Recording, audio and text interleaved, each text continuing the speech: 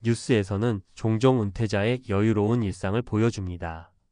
조용한 시골집 마당에서 차를 마시거나 해외여행을 다니며 제2의 인생을 즐기는 모습.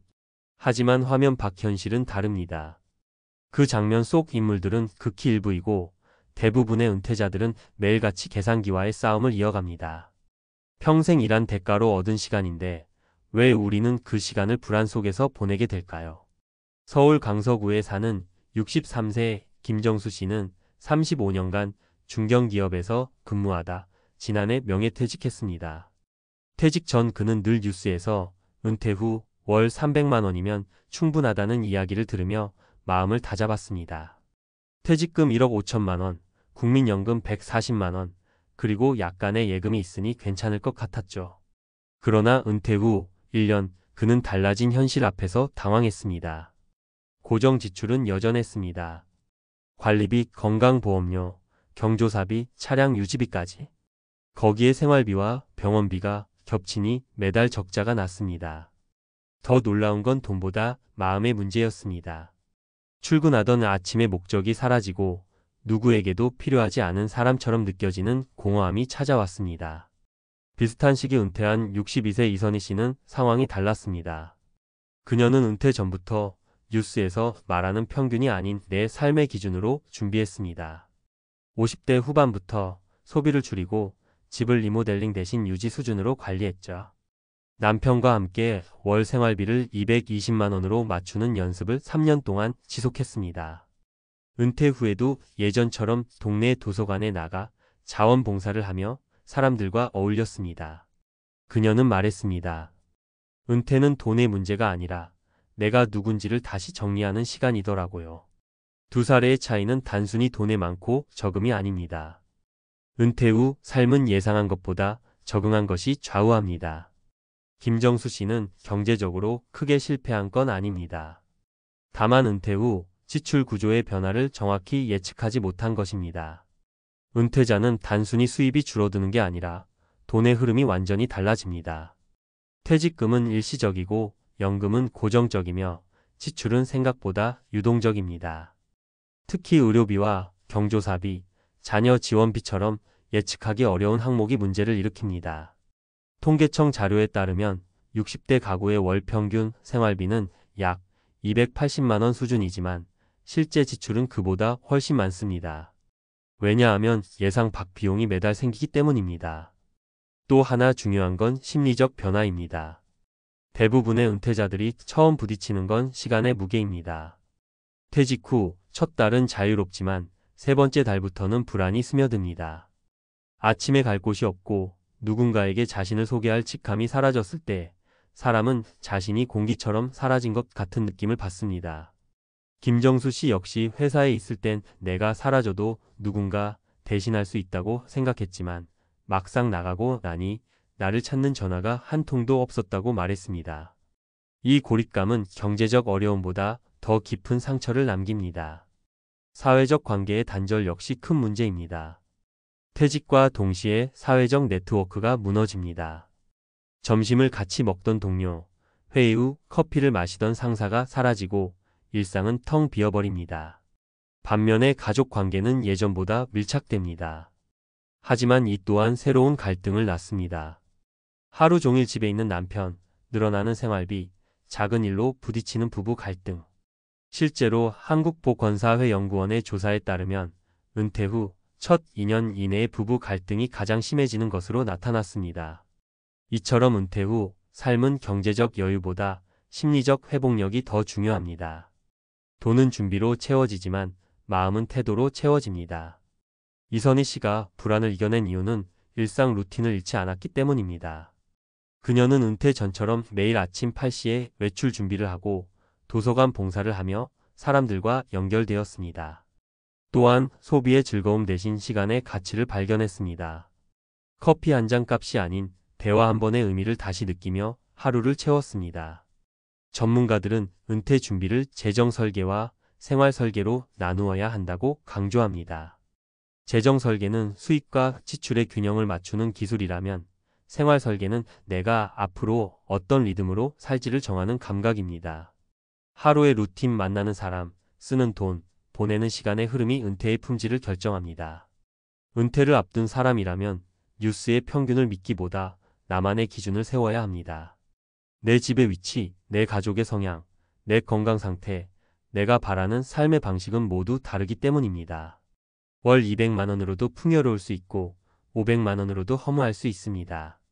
핵심은 돈의 절대액이 아니라 그 돈이 나의 가치와 시간을 어떻게 지탱하는가입니다.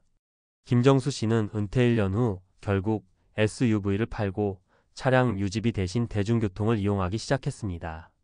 그리고 아파트 인근 복지센터에서 컴퓨터 강좌를 듣기 시작했죠. 이젠 돈을 쓰는 게 아니라 시간을 채우는 기분이에요. 그는 그렇게 말했습니다. 삶은 여전히 빠듯하지만 표정은 한결 편안했습니다. 은퇴 후 진짜 이야기는 뉴스에 나오지 않습니다. 그것은 우리 각자의 거실에서 통장 잔고를 확인하며 아침 햇살 아래 첫 커피를 내릴 때 시작됩니다. 누구는 불안을, 누구는 자유를 느낍니다. 차이는 단 하나, 그 시간을 소비로 보느냐, 경험으로 보느냐입니다. 결국 은퇴는 끝이 아니라 조율의 시간입니다. 일과 수입, 관계와 역할이 사라진 자리에 나 자신을 다시 세우는 과정입니다. 우리가 뉴스에서 본 여유는 타인의 화면 속 풍경일 뿐, 진짜 은퇴의 풍요는 현실을 직시하고 스스로의 기준을 세운 사람에게만 찾아옵니다. 교훈. 은퇴의 성공은 돈의 크기가 아니라 적응의 깊이에서 갈립니다. 남이 만든 은퇴 공식이 아니라 내 삶의 속도와 형태를 찾아가는 과정이 필요합니다. 결국 은퇴란 돈보다 삶의 감각을 회복하는 일입니다. 오늘 그 감각을 되살리는 순간 당신의 진짜 은퇴가 시작됩니다. 은퇴라는 단어는 언뜻 자유와 여유를 떠올리게 하지만 실제로 그 문턱을 넘어선 사람들의 이야기는 다릅니다. 현실의 은퇴는 뉴스에서 보던 평온한 전원생활도 황혼의 낭만도 아닙니다. 그것은 삶의 구조가 송두리째 바뀌는 커다란 전환점이며 누구에게나 처음 겪는 인생의 두 번째 시험대입니다. 퇴직한 61세 박영수 씨는 스스로를 평범한 직장인 중 하나라고 말했습니다. 회사에서는 중간 관리자였고 퇴직금은 1억 2천만 원. 국민연금이 나오기 전까지는 적금과 퇴직금을 나눠 쓰기로 했습니다. 하지만 은퇴 후 첫 해의 예상보다 지출이 빠르게 늘었습니다.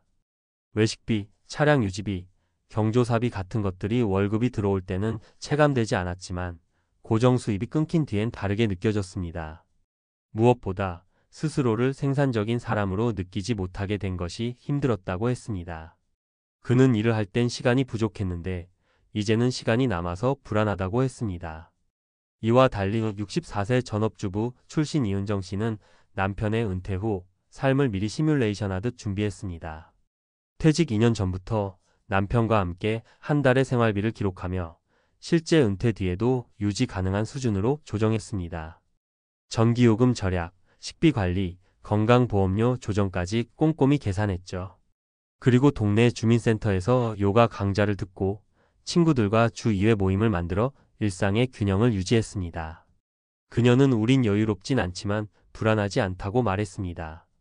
이 두 사람의 차이는 현실을 예상한 사람과 뉴스를 믿은 사람의 차이였습니다. 대부분의 사람들은 은퇴를 돈의 문제로만 봅니다. 하지만 실제로는 적응의 문제에 더 가깝습니다. 경제적으로는 충분할 수 있지만 심리적으로는 공허함과 단절을 겪습니다. 재정이 불안해서 마음이 흔들리는 게 아니라 마음이 흔들리니 돈의 방향도 흔들리는 경우가 많습니다. 은퇴 초기에 경조사비와 가족 지원비로 퇴직금의 상당 부분을 써버린 이들도 많습니다. 심리학자들은 은퇴를 정체성 상실의 시기라고 표현합니다. 직장이라는 울타리 안에서는 나의 역할이 명확했습니다. 상사로서, 동료로서, 한 조직의 구성원으로서 존재 이유가 있었죠. 하지만 은퇴 후 그 역할이 사라지면 사람은 스스로의 가치를 잃은 듯한 기분을 느낍니다. 이 공허감은 일시적이지만 제대로 다루지 않으면 오래 갑니다. 실제로 은퇴 후 첫 1년 동안 우울감이나 무기력증을 호소하는 사람이 많습니다. 한국보건사회연구원 조사에 따르면 은퇴 후 2년 이내의 중장년층 중 35%가 삶의 의미를 잃었다는 응답을 했습니다. 사회적 관계의 변화도 깊은 영향을 미칩니다. 직장에서는 하루에도 수십 번 대화를 나누던 사람이 은퇴 후엔 며칠간 아무 말도 하지 않고 지내는 경우도 많습니다. 가족과의 관계 역시 미묘하게 달라집니다. 퇴직 후 남편이 집에 머무는 시간이 길어지면서 부부간 역할이 충돌하기도 하고 자녀들과의 경제적 기대가 엇갈리면서 갈등이 생기기도 합니다. 함께 있는 시간이 많아지면 사이가 좋아질 것이라는 기대는 종종 오해로 끝납니다. 이 모든 변화 속에서 가장 중요한 건 나의 생활 리듬을 다시 세우는 일입니다. 일정한 루틴이 무너지면 사람의 불안은 커집니다. 은퇴 후 성공적으로 적응한 사람들의 공통점은 새로운 일과표를 만든다는 점입니다. 하루 중 몇 시에 일어나고 어떤 활동을 하며 누구를 만날지 스스로 정하는 것이죠. 직장이 사라진 자리에 일상의 틀을 세워야 합니다. 이선희 씨처럼 도서관 봉사나 지역 커뮤니티 활동을 꾸준히 이어가는 사람들은 심리적 안정도가 높았습니다. 재정적 측면에서도 마찬가지입니다. 은퇴 후에 돈은 모으는 돈이 아니라 흐름을 조절하는 돈이 됩니다.